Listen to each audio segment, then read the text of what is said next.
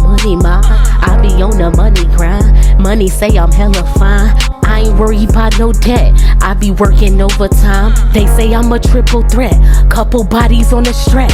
Headhunter, I'ma get it. I'ma win it, ain't no lose. Hey everybody, welcome. We are back for another episode of Hustle Season, and we always got great guests, and we have a very special guest here with us. Go ahead, introduce yourself. What's up, y'all? It's your boy Tommyx7, rockstar from the projects, man. Yeah, you heard him.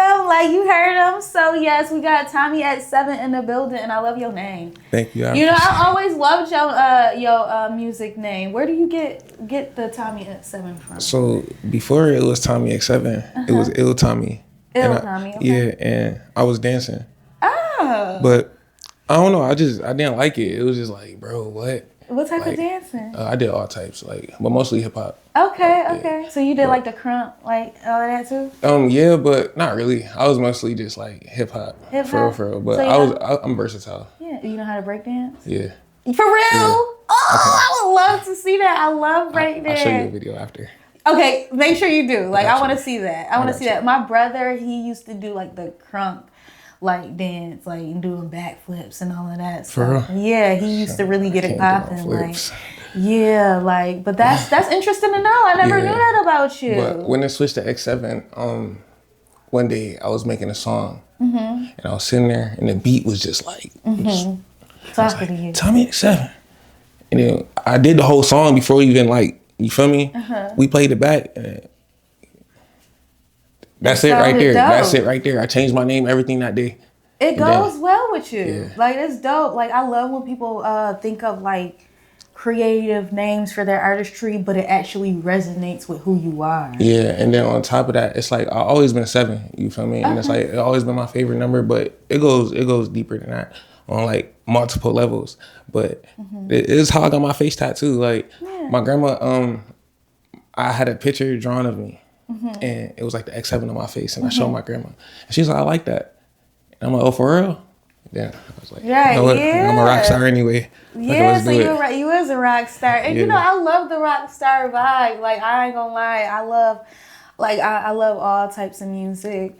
I love how you incorporate the hip hop with the rock. And the rager, I love that. That's such an interesting energy. Like I said, I'm versatile when it comes to music. I don't just listen to one genre. I like to listen to a few different genres. Yeah. So that's dope. So what do you have coming up? Let's talk about that. So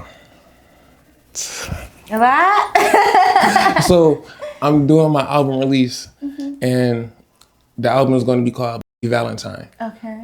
Where you get Valentine from? So I'm sorry, it's just so exciting for me to talk about this. It's wow, bro, because it's my first time, bro. I really, I'm setting this up. You feel me? I'm doing all this. I'm putting in the time and energy and everything into it. And with the music itself, it's just it's a statement. Yeah. You feel me? It's not just, it's deeper than music. We're having a conversation. Well, you listening, so it's just. But we still having a conversation. Yeah. But Valentine, so I'm a rock star, you know? Simple as that. And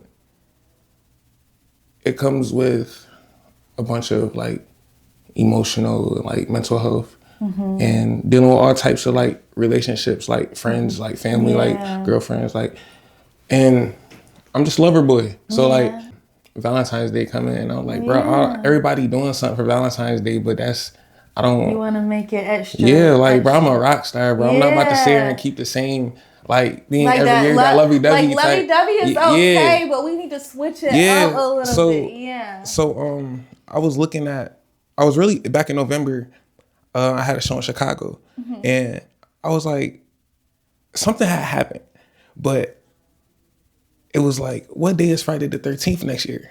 So I looked, and then it was February 13th. So I'm bro, everything falling into play. Yeah. Friday the 13th, Valentine. It turned out. It just turned out. Yeah, that meshes together great. I like that. I like that concept. Yeah. Now, you were just saying something. You just said something about like mental health and everything. So that is something that I wanted to talk to you about, like when it comes to music, right? So like how important do you think that like maintaining your mental health, like kind of just staying afloat as far, because I'm personally, just to be transparent, like I took a mental health break from everything. I was doing a lot and I was doing the things that I love to do and everything like that. But I literally had to take like 6 months off of my mental health. And it kind of made me feel like discouraged because like I have an ADHD for having to get things done. Yeah. So I was kind of discouraged, and then I had fell into like a little depression and everything like that. So how do you deal with like your mental health when it comes to being an artist? Like I know a lot comes with being an artist. Like is it... Well, for me personally, I came to a point where it's like, I understand your mental, emotional, and physical health is like everything. But if your mental is not good, or even you got that tiny thought like, bro, you got to do something, and then nothing else is going to come together. Because if you in a bad place up here, then you're going to sit here and feel all weak, and you going to like, you know, and then now you got to, damn, I got to get back to it. I don't want to keep doing that. Like, you know, right? Like I just do it, I guess. Yeah. Like, have you found like a way to like kind of like tune out like all of the extra noise? Like have you found like a technique to like help you keep going when you're dealing with those struggles? It's not anything super crazy or anything. I just say, well, I feel bad when you can feel good. Right. Like right. That's it. Like when you look at it in the most simple way, it's like, dang, all this is bad stuff is going on, but it's one thing that's gonna make you feel like, okay, I'm all right, or everything's gonna be all right. So I just focus on like the little stuff. Yeah. Like it could be like you going through it, you got your bag of chips, like, at least I got my chips. Like, so you find the positivity in things. Yeah. It seems like. I guess that's the way you could say it. Yeah. It's not easy for everybody to do that. You know, sometimes people just like dwell on like the negative, like, so it's good that you do that, because it was hard for me to come to that. It took time though. Like it definitely takes time. Like, but when you in that space, and I'm pretty sure you understand, like when you in that space and you doing as much as you do, you got people around you who's like inspired by you, and also who's working with you. So once you slowing down, it's like everybody else around you in your circle slowing down. So if you showing that, then you see it in somebody who you like working with or you love and care about, it's just gonna reflect back, and it's gonna keep, you feel me? Somebody gotta break the loop. Yeah. So like I said, I'm sick of like starting over and keep. Yeah. So are you like the guy in the friend group that just like keep everybody going and keep everybody in that positive mode? I could tell. But it's the way I do it though. It depends. Like it might be like me crashing out, but like then again it might be just, listen, bro. But either way, the message get through, and then we all still come up with a plan to like get through it, like through arguments, whatever. It's like if we gonna waste all this time, like dealing with all this negativity, we have to make up for it. Like we have to, bro. Like, yeah, you got to, because you can't dwell on that. You know, it'll eat you up. You create like a social anxiety when you let stuff eat you up. And I'm bad with it. I used to really care what everybody thought and said. And with that came like a lot of social anxiety, walking into rooms. I'm like, why are they looking at me like that? Yeah. Why, what, did she just say something? Like, and it was stressful. Yo, I never understood that until January last year. I understood that feeling, like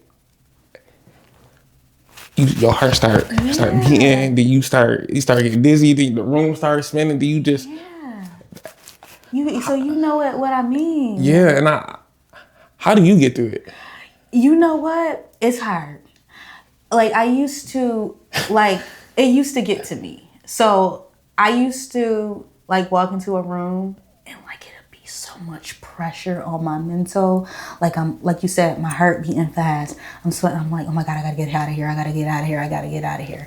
But I would just I worked on like kind of like pushing myself into the situation more so I can, you know how like being immune to something. Yeah. You gotta like kind of feed yourself it, like whatever it is, a little more to become immune to it.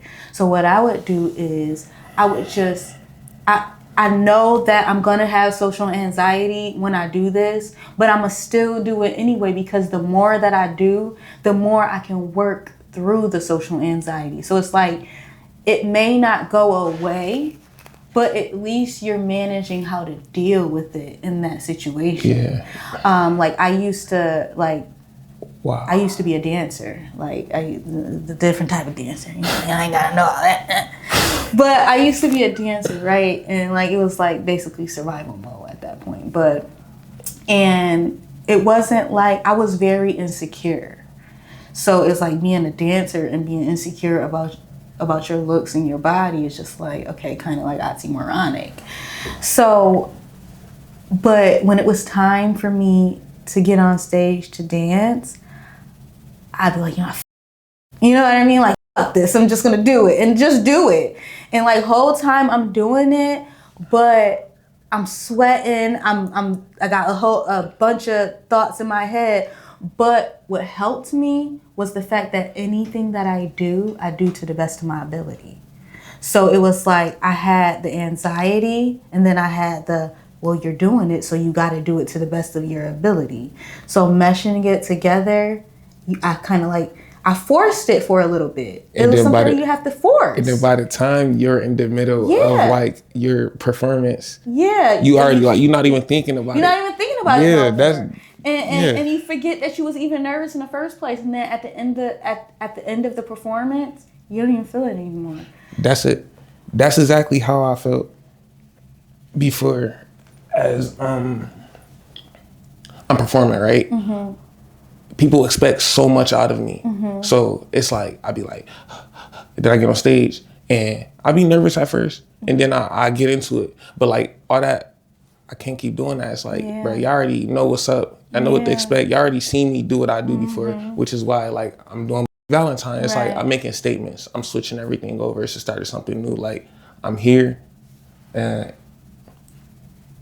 I love y'all. Like, but we also gonna be in the X7 universe. Yeah. You feel me? Say that. So, say that. Okay, I love that. We're gonna do that at Buffalo Art House. Okay, Buffalo Art House. Yeah. So your upcoming show. Yeah, that's the album release. That's what we're talking about, right? The album release. So that's February 12th? February 13th. Friday the 13th. Okay. So you're doing Friday the 13th, Valentine. It's a listening party? It's more so like an expo. Like an expo. It's like, we got the music, but we have vendors. Okay. We have everybody. We got different. Like nobody the same. You feel me? So we got Artistic Dreams. We have Stoko, and we have Kid Soup. Mm-hmm. We got a couple artists performing. It's a couple surprises I can't say, but you gotta pop out. And then you performing your music for the project, the album, the whole project.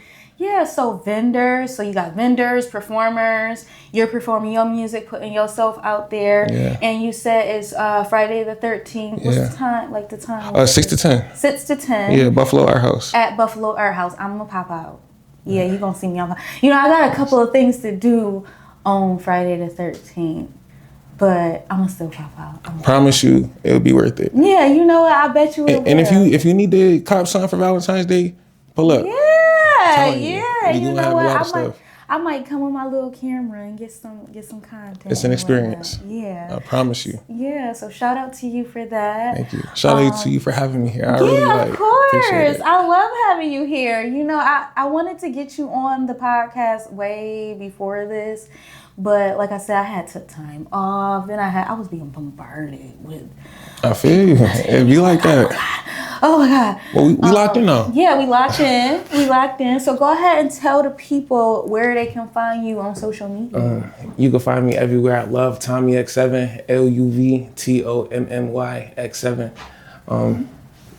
Okay, bye. Yeah, Tommyx7. You can find him, and is that YouTube, Instagram, and Facebook. Yeah, Everywhere. Yes, make sure y'all follow him. Check him out. He got his show coming up Friday the 13th, Valentine. We definitely tapping into that.